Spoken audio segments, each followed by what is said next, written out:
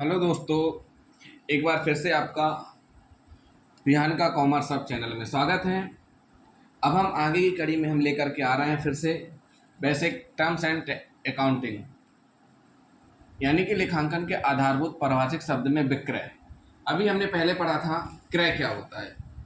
क्रय का just opposite होता है विक्रय। अब भाई क्रय मतलब कोई भी व्यापार है, व्यापार का उद्देश्य लाभ कमाना होता है। लाभ कैसे प्राप्त होगा? जब वो माल खरीदेगा फिर सेल करेगा। तो इसी प्रकार अब माल खरीद लिया है। आप मान लीजिए कपड़ा का व्यवसाय कर रहे हैं, आप मान लीजिए जूता चप्पल का व्यवसाय कर रहे हैं, आप किसी भी प्रकार का व्यवसाय कर रहे हैं, कॉपी किताब का व्यवसाय कर रहे हैं।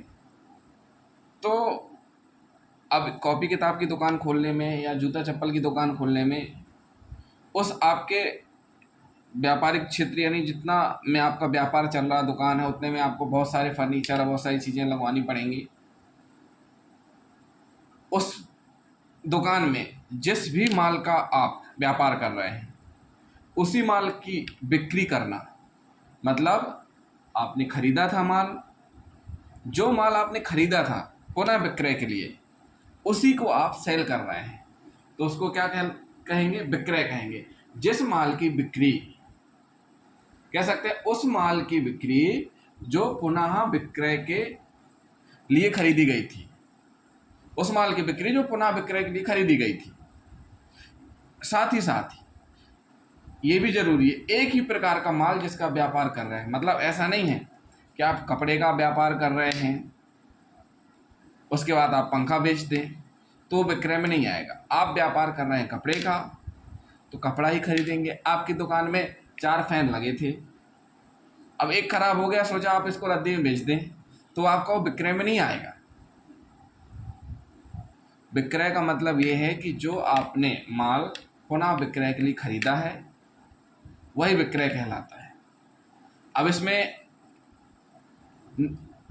विक्रय में नगद और उधार दोनों विक्रय सम्मिलित हैं, यानी विक्रय जो होता है इसी प्रकार क्रय में नगद और उधार क्रय दोनों शामिल होता है। उसी प्रकार विक्रय में नगद और उधार दोनों प्रकार का विक्रय सम्मिलित होता है।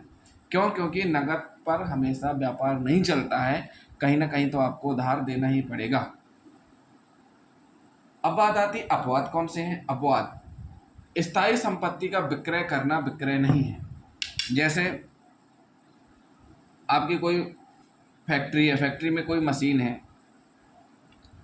अब आपकी कोई मशीन है, प्रिंटर मशीन हुई या तेल फैक्ट्री में तेल बनाने वाली, कपड़ा बनाने वाली मशीन हुई, ये स्थायी संपत्ति है। या कह सकते कोई बिल्डिंग है, भवन है, प्लांट है, कुछ भी है, अगर आप उसको सेल कर रहे हैं तो वो विक्रय नहीं कहलाएगा। अब फिर से आप समझ लीजिए, विक्रय इसलिए नहीं कहलाएगा क्योंकि विक्रय का मतलब ये है कि जो माल आपने पुनः विक्रय के लिए खरीदा है। संपत्ति जो स्थायी संपत्ति है, आप स्थायी संपत्ति का व्यापार नहीं कर रहे हैं, लेकिन जो व्यापार कर रहे हैं उसमें उपयोग कर रहे हैं स्थायी संपत्ति का, तो इसलिए विक्रय नहीं माना जाएगा। किसी व्यवसाय, व्यापार, उद्योग के कार्यालय में जो आप ऑफिस बनाएंगे, जहां पर आप व्यापार स्टार्ट करेंगे, जहां पर आप दुकान खोलेंगे, वहां पर विभिन्न प्रकार का फर्नीचर सामान लगा होगा, अगर उसको आप बेच रहे हैं तो आपका विक्रय में नहीं होगा, उसको विक्रय नहीं कहेंगे। अब बात आती है लाभ। देखिए, आगम, आय, लाभ, ये तीनों शब्द अलग अलग हैं। अभी हमने आगम, आय पढ़ा, अब पढ़ा है लाभ। लाभ का मतलब होता है प्रत्येक व्यापार, जो भी व्यापार है या जो भी व्यवसायी व्यापार प्रारंभ करता है तो उसका उद्देश्य होता है लाभ कमाना। लाभ के लिए ही व्यापार करता है इंसान। हर कोई चाहता भैया 2 पैसा आए, कौन चाहेगा कि 2 पैसा जेब से जाए? सभी चाहते हैं कि 2 पैसा आए, उसी के लिए व्यापार करते हैं। दूसरे शब्दों में फायदे के लिए। तो अब ये फायदा कैसे पता चलेगा कि आपको फायदा या लाभ हुआ है? तो वैसे पता चलेगा जब कुल आय कुल व्यय से अधिक हो। मतलब आपने वस्तुओं का पुनः विक्रय कर दिया, वस्तुओं के पुनः विक्रय करने से आपको क्या मिलेगा? आगम मिलेगी, आपको आगम की प्राप्ति होगी। अब जब उस आगम से जो भी व्यय वगैरह हैं, जो भी खर्चे हुए हैं, उनको लेस कर दिया जाएगा, तो जो बचता है वो आय कहलाता है। और इसी को हम एक हिसाब से लाभ भी कहते हैं। अब हम अपने अलग से वीडियो में आगम, आय, लाभ तीनों को लेकर के आएंगे। फिर हम और अच्छे से डिटेल में आपको समझाएंगे तीनों में क्या क्या बारीकियां हैं। अभी आप ये समझ लीजिए कि एक कोई मशीन है जिसकी लागत 40,000 की थी, आपने उसे 50,000 में बेचा, तो आपको 10,000 रुपये का फायदा होगा। यहाँ लागत जुड़ गई है, लागत में सब कुछ आ जाता है, यानी कि विक्रय होने तक का जो भी खर्चा आता है वो लागत में इंक्लूड माना जाता है। तो आपको फायदा कितने का हुआ? 10,000 का। तो सीधी सी बात है, जब कुल आय कुल व्यय से अधिक हो तो वह लाभ कहलाता है। व्यापार में जब कुल आय, जो भी कुल आय प्राप्त होती है, कुल आय में से कुल व्यय घटा दिए जाएं तो जो नेट बचता है वो लाभ कहलाता है आपका। तो दोस्तों, ये हुआ पहले विक्रय और फिर हुआ लाभ। अब तीसरा पढ़ रहे हैं प्रमाणक। देखिए, प्रमाणक यानी कि का हटा दिया जाए तो प्रमाण, इसको ऐसे समझिए, प्रमाण, बाउचर, प्रमाण मतलब ये आज की सबसे बड़ी समस्या है। हम क्या करते हैं, दुकान जाते हैं, सामान लेते हैं, पर्ची नहीं लेते हैं। फिर हम 2 दिन बाद जाएंगे, भैया आपके यहाँ सामान खरीदा था, तो सामने वाला बोल देगा भैया हमारे यहाँ से नहीं खरीदा, तो आपके पास क्या प्रमाण है? तो भाई इसे ही प्रमाणक कहते हैं। व्यापार के लेन देनों के प्रमाण, यानी जो भी लेन देन हो रहा है, जो भी हम माल खरीद रहे हैं, बेच रहे हैं, चाहे एक व्यापारी के लिए हो चाहे एक कस्टमर के लिए हो, दोनों के लिए प्रमाणक जरूरी है।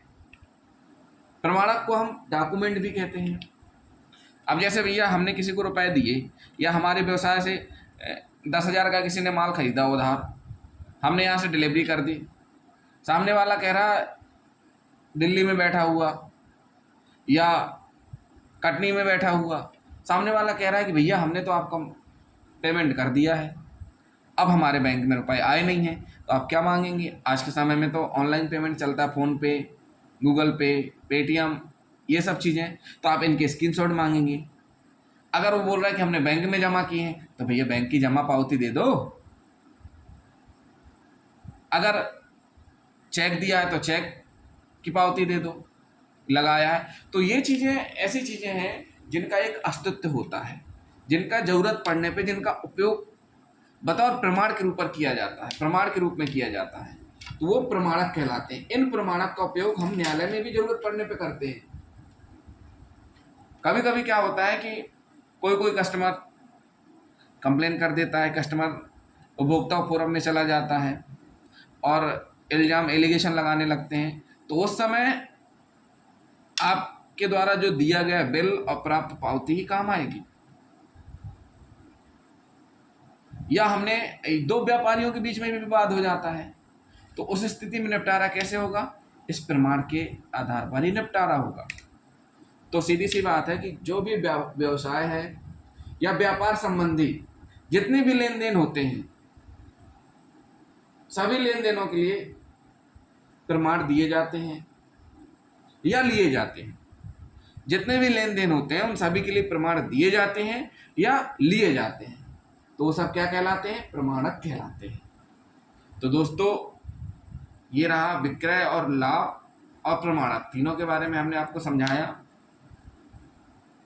अगर आपको हमारा वीडियो अच्छा लगा है तो आप हमारे चैनल को सब्सक्राइब करें, वीडियो को लाइक करें एंड शेयर करें। Thank you.